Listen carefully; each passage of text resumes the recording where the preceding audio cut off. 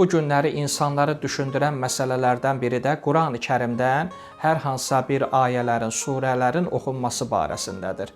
Ümumiyyətlə, Qurani-Kərimi oxumağın mənası nədir? Niyə biz Quran oxuyuruq? Və Quranı oxumağın mahiyyəti nədir?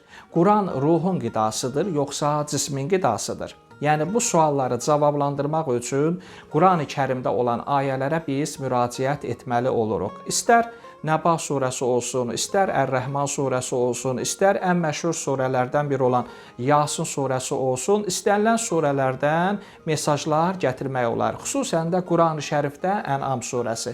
Məqsədimiz bu günləri Ən'am surəsi barəsində danışmaq deyil. Sadəcə olaraq Ən'am surəsində müəyyən informasiyaları insanların diqqətinə çatdırmaqdan ibarətdir. 165 ayədən ibarətdir bu ayə, bu surə Məkkə şəhərində Peyğəmbərimizə nazil olmuşdur.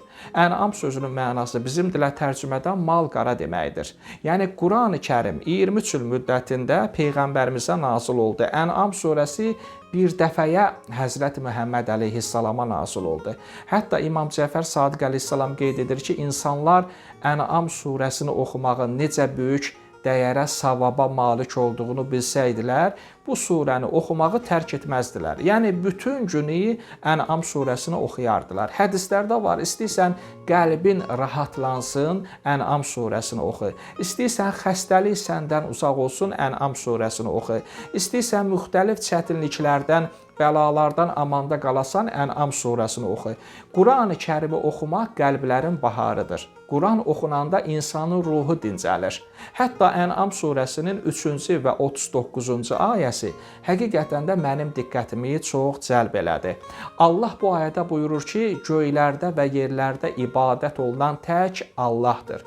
O sizin gizlində nə etdiyinizi, o sizin nə saxladığınızı və nə qazanacağınızı da bilir. Həqiqətən də Allah hər şeyə qadirdir. O hər şeydən xəbərdardır.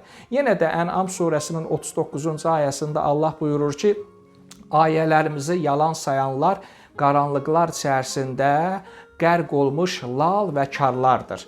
Allah istədiyini azdırar, istədiyini düz yola yönəldər. O Allah hər şeyə qadirdir.